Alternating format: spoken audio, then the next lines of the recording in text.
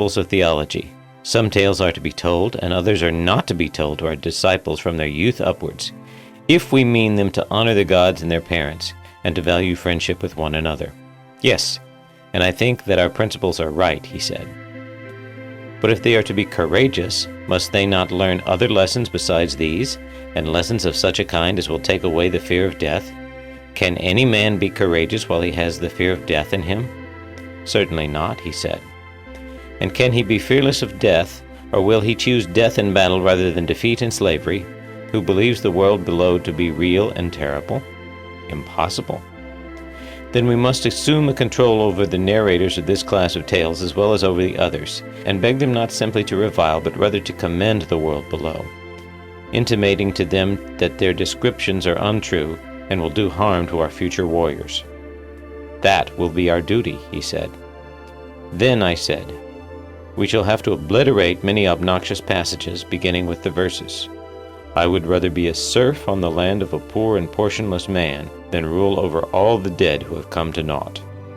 We must also expunge the verse which tells us how Pluto feared, lest the mansions grim and squalid which the gods abhor should be seen both of mortals and immortals. And again, O heavens! Verily in the house of Hades there is soul and ghostly form, but no mind at all. Again of Tiresias, to him even after death did Persephone grant mind, that he alone should be wise, but the other souls are flitting shades. Again, the soul flying from the limbs has gone to Hades, lamenting her fate, leaving manhood and youth. Again, and the soul, with shrilling cry, passed like smoke beneath the earth, and, as bats in hollow of mystic cavern, whenever any of them has dropped out of the string and falls from the rock, fly shrilling and cling to one another, so did they with shrilling cry hold together as they moved. And we must beg Homer and the other poets not to be angry if we strike out these and similar passages, not because they are unpoetical or unattractive to the popular ear, but because the greater the poetical charm of them, the lesser they meet for the ears of boys and men who are meant to be free and who should fear slavery more than death, undoubtedly. Also, we shall have to reject all the terrible and appalling names which describe the world below. Cocytus and Styx, ghosts under the earth, and sapless shades, and any similar words of which the very mention causes a shudder to pass through the inmost soul of him who hears them. I do not say that these horrible stories may not have a use of some kind, but there is a danger that the nerves of our guardians may be rendered too excitable and effeminate by them. There is a real danger, he said. Then we must have no more of them. True. Another and nobler strain must be composed and sung by us. Clearly. And shall we proceed to get rid of the weepings and wailings of famous men? They will go with the rest. But shall we be right in getting rid of them? Reflect. Our principle is that the good man will not consider death terrible to any other good man who is his comrade. Yes, that is our principle. And therefore he will not sorrow for his departed friend as though he had suffered anything terrible. He will not. Such a one, as we further maintain, is sufficient for himself and his own happiness, and therefore is least in need of other men. True, he said. And for this reason the loss of a son or brother, or the deprivation of fortune, is to him of all men least terrible, assuredly. And therefore he will be least likely to lament, and will bear with the greatest equanimity any misfortune of this sort which may befall him. Yes, he will feel such misfortune far less than another. Then we shall be right in getting rid of the lamentations of famous men, and making them over to women, and not even to women who are good for anything, or to men of a baser sort, that those who are being educated by us to be the defenders of their country may scorn to do the like. That will be very right.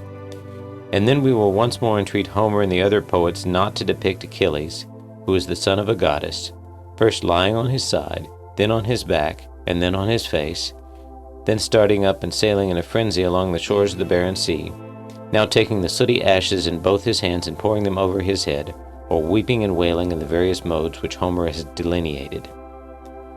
Nor should he describe Priam, the kinsman of the gods, as praying and beseeching, rolling in the dirt, calling each man loudly by his name. Still more earnestly will we beg of him at all events not to introduce the gods lamenting and saying, Alas, my misery, alas, that I bore the bravest to my sorrow. But if he must introduce the gods, at any rate let him not dare so completely to misrepresent the greatest of the gods, as to make him say, O heavens, with my eyes verily I behold a dear friend of mine chased round and round the city, and my heart is sorrowful. Or again, woe is me that I am fated to have Sarpedon, dearest of men to me, subdued at the hands of Patroclus the son of Meotius. For if, my sweet Adeimantus, our youth seriously listen to such unworthy representations of the gods, instead of laughing at them as they ought, hardly will any of them deem that he himself, being but a man, can be dishonored by similar actions. Neither will he rebuke any inclination which may arise in his mind to say and do the like. And instead of having any shame or self-control, he will be always whining and lamenting on slight occasions. Yes, he said, that is most true. Yes, I replied, but that surely is what ought not to be, as the argument has just proved to us, and by that proof we must abide until it is disproved by a better. It ought not to be. Neither ought our guardians to be given to laughter, for a fit of laughter which has been indulged to excess almost always produces a violent reaction. So I believe. Then persons of worth, even if only mortal men, must not be represented as overcome by laughter, and still less must such a representation of the gods be allowed. Still less of the gods, as you say, he replied. Then we shall not suffer such an expression to be used about the gods as that of Homer when he described how inextinguishable laughter arose among the blessed gods when they saw Hephaestus bustling about the mansion. On your views, we must not admit them. On my views, if you like to father them on me, that we must not admit them is certain. Again, truth should be highly valued. If, as we were saying, a lie is useless to the gods, and useful only as medicine to men, then the use of such medicine should be restricted to physicians. Private individuals have no business with them. Clearly not, he said. Then if anyone at all is to have the privilege of lying, the rulers of the state should be the persons, and they, in their dealings either with enemies or with their own citizens, may be allowed to lie for the public good. But nobody else should meddle with anything of the kind, and although the rulers have this privilege, for a private man to lie to them in return is to be deemed a more heinous fault than for the patient or the pupil of a gymnasium not to speak the truth about his own bodily illness to the physician or to the trainer, or for a sailor not to tell the captain what is happening about the ship and the rest of the crew, and how things are going with himself or his fellow sailors. Most true, he said. If, then, the ruler catches anybody besides himself lying in the state, any of the craftsmen, whether he be priest or physician or carpenter, he will punish him for introducing a practice which is equally subversive and destructive of ship or state. Most certainly, he said, if our idea of the state is ever carried out. In the next place, our youth must be temperate? Certainly. Are not the chief elements of temperance, generally speaking, obedience to commanders and self-control and sensual pleasures? True. Then we shall approve such language as that of Diomede and Homer. Friend, sit still and obey my word. And the verses which follow. The Greeks marched breathing prowess in silent awe of their leaders. And other sentiments of the same kind. We shall. What of this line? O heavy with wine, who has the eyes of a dog and the heart of a stag? And of the words which follow. Would you say that these or any similar impertinences which private individuals are supposed to address their rulers, whether in verse or prose, are well or ill spoken? They are ill spoken. They may very possibly afford some amusement, but they do not conduce to temperance, and therefore they are likely to do harm to our young men. Would you agree with me there? Yes. And then, again, to make the wisest of men say that nothing in his opinion is more glorious than, when the tables are full of bread and meat, and the cupbearer carries round wine which he draws from the bowl and pours into the cups. Is it fit or conducive to temperance for a young man to hear such words? Or the verse, the saddest of fates is to die and meet destiny from hunger. What would you say again to the tale of Zeus, who, while other gods and men were asleep and he the only person awake, lay devising plans, but forgot them all in a moment through his lust, and was so completely overcome at the sight of Hera that he would not even go into the hut, but wanted to lie with her on the ground, declaring that he had never been in such a state of rapture before, even when they first met one another, without the knowledge of their parents. Or that other tale of how Hephaestus, because of similar goings-on, cast a chain around Ares and Aphrodite? Indeed, he said, I am strongly of opinion that they ought not to hear that sort of thing. But any deeds of endurance which are done or told by famous men, these they ought to see and hear, as, for example, what is said in the verses, He smote his breast, and thus reproached his heart, Endure, my heart, far worse hast thou endured. Certainly, he said. In the next place, we must not let them be receivers of gifts or lovers of money. Certainly not. Neither must we sing to them of gifts persuading gods and persuading reverend kings. Neither is Phoenix, the tutor of Achilles, to be approved or deemed to have given his pupil good counsel when he told him that he should take the gifts of the Greeks and assist them, but that without a gift he should not lay aside his anger. Neither will we believe or acknowledge Achilles himself to have been such a lover of money that he took Agamemnon's gifts, or that when he had received payment he restored the dead body of Hector, but that without payment he was unwilling to do so. Undoubtedly, he said, these are not sentiments which can be approved. Loving Homer as I do, I hardly like to say that in attributing these feelings to Achilles, or in believing that they are truly attributed to him, he is guilty of downright impiety. As little can I believe the narrative of his insolence to Apollo, where he says, Thou hast wronged me, O far darter, most abominable of deities. Verily I would be even with thee, if I only had the power. Or his insubordination to the river god, on whose divinity he is ready to lay hands. Or his offering to the dead Patroclus of his own hair, which had been previously dedicated to the other river gods Berchaeus, and that he actually performed this vow. Or that he dragged Hector round the tomb of Patroclus, and slaughtered the captives at the pyre. Of all this I cannot believe that he was guilty, any more than I can allow our citizens to believe that he, the wise Charon's pupil, the son of a goddess and of Pallas, who was the gentlest of men and third in descent from Zeus, was so disordered in his wits as to be at one time the slave of two seemingly inconsistent passions, meanness, not untainted by avarice, combined with overweening contempt of gods and men. You are quite right, he replied.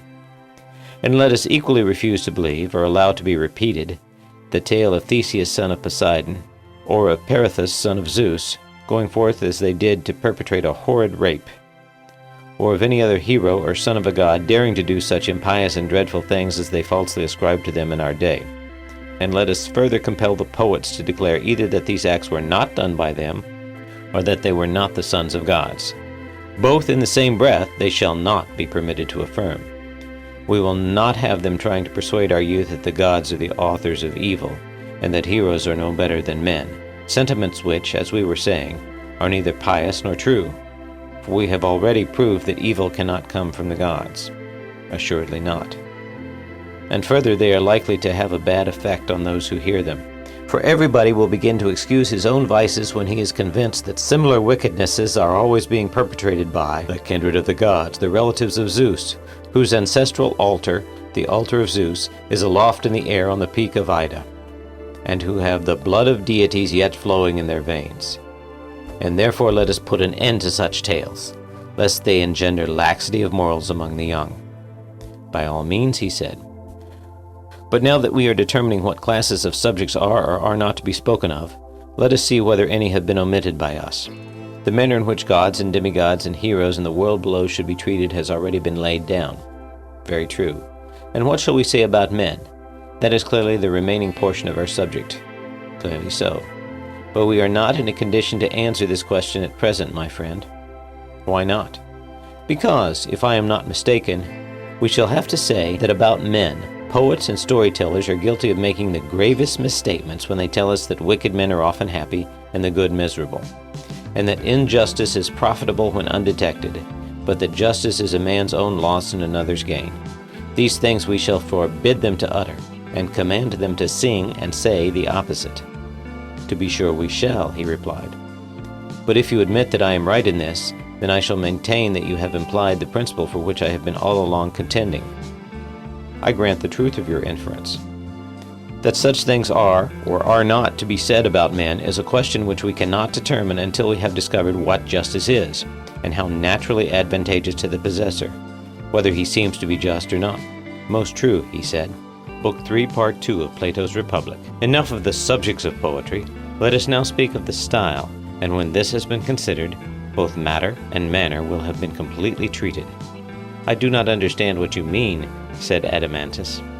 Then I must make you understand, and perhaps I may be more intelligible if I put the matter this way. You are aware, I suppose, that all mythology and poetry is a narration of events, either past, present, or to come? Certainly, he replied. And narration may be either simple narration, or imitation, or a union of the two? That again, he said, I do not quite understand. I fear that I must be a ridiculous teacher when I have so much difficulty in making myself apprehended. Like a bad speaker, therefore, I will not take the whole of the subject, but will break a piece off in illustration of my meaning. You know the first lines of the Iliad, in which the poet says that Chryses prayed Agamemnon to release his daughter, and that Agamemnon flew into a passion with him.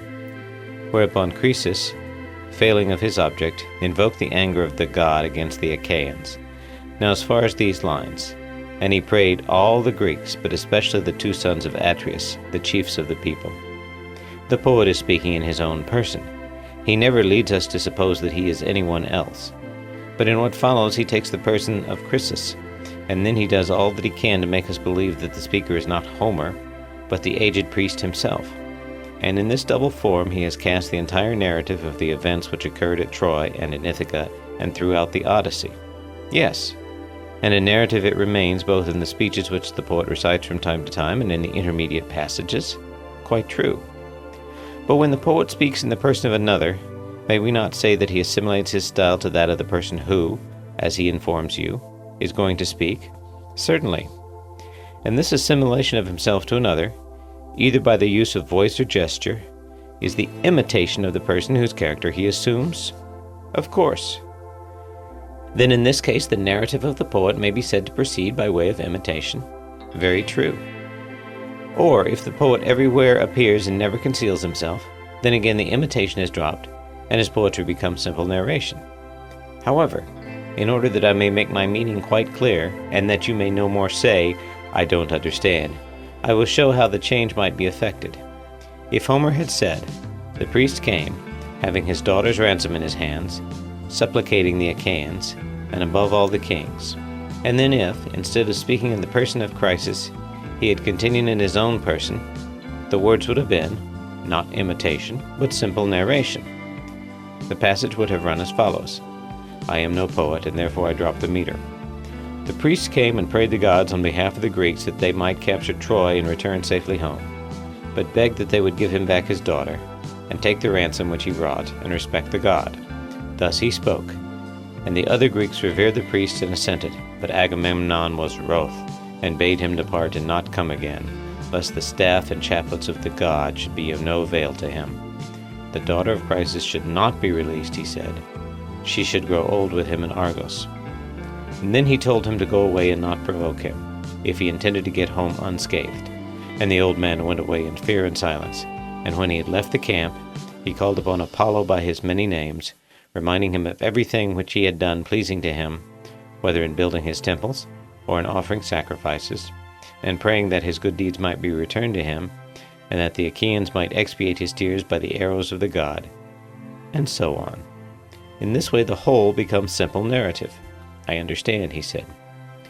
Or you may suppose the opposite case, that the intermediate passages are omitted, and the dialogue only left. That also, he said, I understand. You mean, for example, as in tragedy. You have conceived my meaning perfectly. And if I mistake not, what you failed to apprehend before is now made clear to you, that poetry and mythology are, in some cases, wholly imitative. Instances of these are supplied by tragedy and comedy. There is likewise the opposite style, in which the poet is the only speaker. Of this the dithyramb affords the best example, and the combination of both is found in epic and in several other styles of poetry. Do I take you with me? Yes, he said, I see now what you meant. I will ask you to remember also what I began by saying, that we had done with the subject and might proceed to the style. Yes, I remember. In saying this, I intended to imply that we must come to an understanding about the mimetic art, whether the poets, in narrating their stories, are to be allowed by us to imitate, and if so, whether in whole or in part, and if the latter, in what parts. Or should all imitation be prohibited? You mean, I suspect, to ask whether tragedy and comedy shall be admitted into our state? Yes, I said, but there may be more than this in question. I really do not know as yet, but whither the argument may blow, thither we go. And go we will, he said. Then, Adeimantus, let me ask you whether our guardians ought to be imitators, or rather, has not this question been decided by the rule already laid down that one man can only do one thing well, and not many, and that if he attempt many, he will altogether fail of gaining much reputation in any? Certainly. And this is equally true of imitation. No one man can imitate many things as well as he would imitate a single one. He cannot. Then the same person will hardly be able to play a serious part in life and at the same time be an imitator and imitate many other parts as well. For even when two species of imitation are nearly allied, the same person cannot succeed in both, as, for example, the writers of tragedy and comedy. Did you not just now call them imitations? Yes, I did. And you are right in thinking that the same persons cannot succeed in both, any more than they can be rhapsodists and actors at once? True. Neither are comic and tragic actors the same. Yet all these things are but imitations. They are so. And human nature, Adeimantus, appears to have been coined into yet smaller pieces, and to be as incapable of imitating many things well, as of performing well the actions of which the imitations are copies. Quite true, he replied. If then we adhere to our original notion and bear in mind that our guardians, setting aside every other business, are to dedicate themselves wholly to the maintenance of freedom in the state, making this their craft, and engaging in no work which does not bear on this end, they ought not to practice or imitate anything else. If they imitate at all, they should imitate from youth upward only those characters which are suitable to their profession, the courageous, temperate, holy, free, and the like. But they should not depict or be skillful at imitating any kind of illiberality or baseness, lest from imitation they should come to be what they imitate. Did you never observe how imitations, beginning in early youth and continuing far into life, at length grow into habits and become a second nature, affecting body, voice, and mind? Yes, certainly, he said. Then, I said, we will not allow those for whom we profess a care and of whom we say they ought to be good men, to imitate a woman, whether young or old, quarreling with her husband, or striving and vaunting against the gods in conceit of her happiness, or when she is in affliction, or sorrow, or weeping, and certainly not one who is in sickness, love, or labor. Very right, he said. Neither must they represent slaves, male or female, performing the offices of slaves? They must not. And surely not bad men, whether cowards or any others, who do the reverse of what we have just been prescribing, who scold or mock or revile one another in drink or out of drink, or who in any other manner sin against themselves and their neighbors in word or deed, as the manner of such is. Neither should they be trained to imitate the action or speech of men or women who are mad or bad, for madness, like vice, is to be known but not to be practiced or imitated. Very true, he replied. Neither may they imitate smiths or other artificers, or oarsmen, or boatswains, or the like. How can they, he said, when they are not allowed to apply their minds to the calling of any of these? Nor may they imitate the neighing of horses, the bellowing of bulls, the murmur of rivers and roll of the ocean, thunder, and all that sort of thing.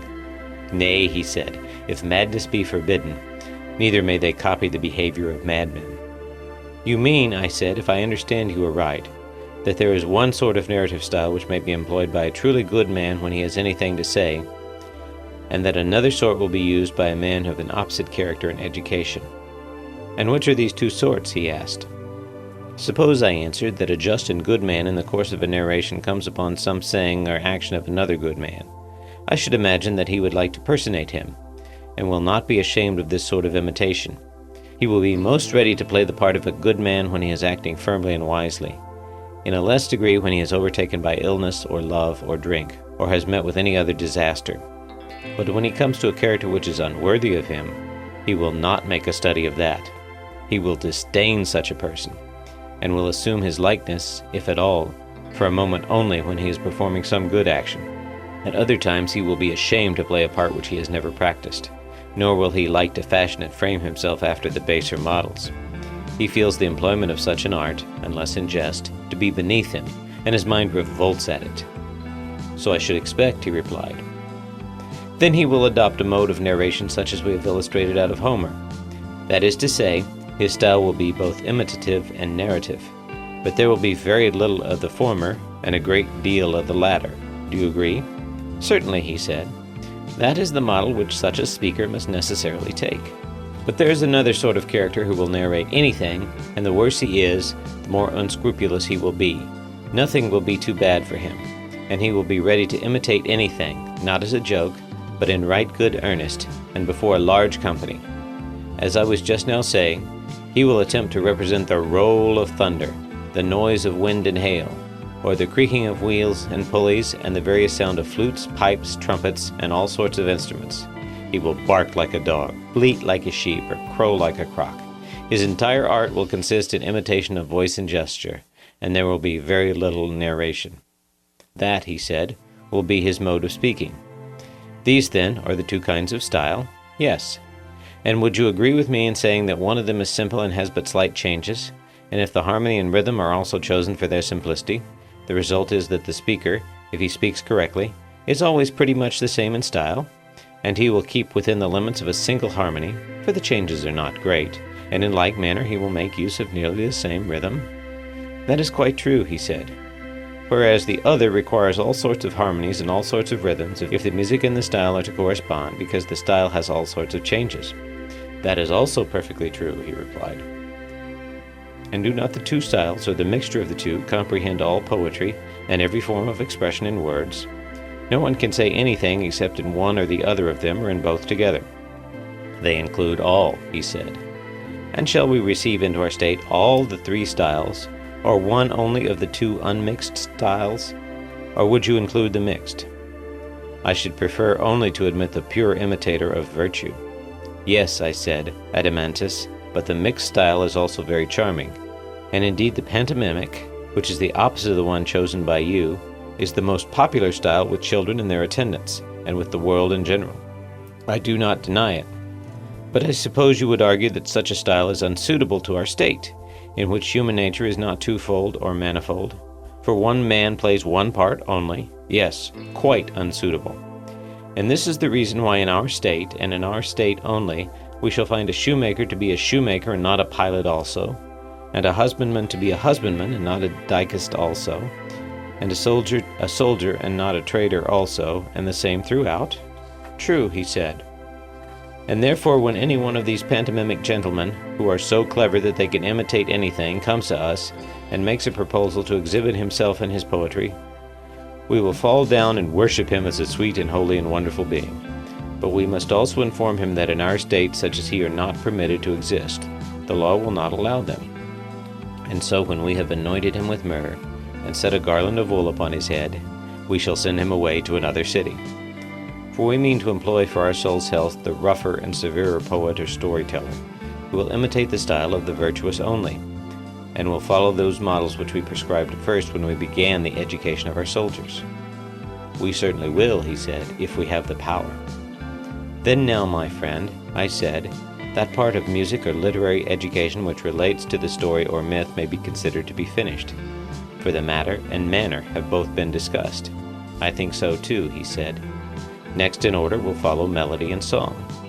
That is obvious. Everyone can see already what we ought to say about them, if we are to be consistent with ourselves. I fear, said Glaucon, laughing, that the word everyone hardly includes me, for I cannot at the moment say what they should be, though I may guess. At any rate, you can tell me that a song or ode has three parts, the words, the melody, and the rhythm. That degree of knowledge I may presuppose? Yes, he said, so much as that you may. And as for the words, there will surely be no difference between words which are and which are not set to music. Both will conform to the same laws, and these have already been determined by us? Yes. And the melody and rhythm will depend upon the words? Certainly. We were saying, when we spoke of the subject matter, that we had no need of lamentation and strains of sorrow? True. And which are the harmonies expressive of sorrow? You are musical, and can tell me. The harmonies which you mean are the mixed or tenor Lydian, and the full tone or bass Lydian, and such like. These then, I said, must be banished. Even to women who have a character to maintain, they are of no use, and much less to men. Certainly. In the next place, drunkenness and softness and indolence are utterly unbecoming the character of our guardians. Utterly unbecoming. And which are the softer drinking harmonies? The Ionian, he replied, and the Lydian. They are termed relaxed. Well, and are these of any military use? Quite the reverse, he replied. And if so, the Dorian and the Phrygian are the only ones which you have left. I answered, of the harmonies I know nothing, but I want to have one warlike, to sound the note or accent which a brave man utters in the hour of danger and stern resolve, or when his cause is failing, and he is going to wounds or death or is overtaken by some other evil, and at every such crisis meets the blows of fortune with firm step and a determination to endure, and another to be used by him in times of peace and freedom of action, when there is no pressure of necessity, and he is seeking to persuade God by prayer, or man by instruction and admonition, or on the other hand, when he is expressing his willingness to yield to persuasion or entreaty or admonition, and which represents him when by prudent conduct he has attained his end, not carried away by his success, but acting moderately and wisely under the circumstances, and acquiescing in the event. These two harmonies I ask you to leave, the strain of necessity and the strain of freedom, the strain of the unfortunate and the strain of the fortunate, the strain of courage and the strain of temperance. These, I say, leave. And these, he replied, are the Dorian and Phrygian harmonies of which I was just now speaking. Then, I said, if these and these only are to be used in our songs and melodies, shall we not want multiplicity of notes or a panharmonic scale? I suppose not. Then we shall not maintain the artificers of lyres with 3 corners and complex scales? Are the makers of any other many-strained, curiously harmonized instruments? Certainly not. But what do you say to flute makers and flute players? Would you admit them into our state when you reflect that in this composite use of harmony the flute is worse than all the stringed instruments put together? Even the panharmonic music is only an imitation of the flute? Clearly not. There remain only the lyre and the harp for use in the city, and the shepherds may have a pipe in the country. That is surely the conclusion to be drawn from the argument. The preferring of Apollo and his instruments to Marsyas and his instruments is not at all strange, I said. Not at all, he replied. And so, by the dog of Egypt, we have been unconsciously purging the state, which not long ago we termed luxurious. And we have done wisely, he said. Then let us now finish the purgation, I said. Next, in order to harmonies, rhythms will naturally follow, and they should be subject to the same rules, for we ought not to seek out complex cisterns of meter, or meters of every kind, but rather to discover what rhythms are the expressions of a courageous and harmonious life, and when we have found them, we shall adopt the foot and the melody to words having a like spirit, not the words to the foot and melody. To say what these rhythms are will be your duty. You must teach me, as you have already taught me the harmonies. But indeed, he replied, I cannot tell you. I only know that there are some 3 principles of rhythm out of which metrical systems are framed, just as in sounds there are 4 notes out of which all the harmonies are composed. That is an observation which I have made. But what sort of lives they are severally the imitations I am unable to say. Then, I said, we must take Damon into our counsels, and he will tell us what rhythms are expressive of meanness, or insolence, or fury, or other unworthiness, and what are to be reserved for the expression of opposite feelings. And I think that I have an indistinct recollection of his mentioning a complex Cretic rhythm, also a dactylic or heroic, and he arranged them in some manner which I do not quite understand, making the rhythms equal in the rise and fall of the foot, long and short alternating. And unless I am mistaken, he spoke of an iambic as well as of a trochaic rhythm, and assigned them the short and long quantities. Also in some cases he appeared to praise or censure the movement of the foot quite as much as the rhythm, or perhaps a combination of the two, for I am not certain what he meant. These matters, however, as I was saying, had better be referred to Damon himself, for the analysis of the subject would be difficult, you know. Rather so, I should say. But there is no difficulty in seeing that grace, or the absence of grace, is an effect of good or bad rhythm. None at all.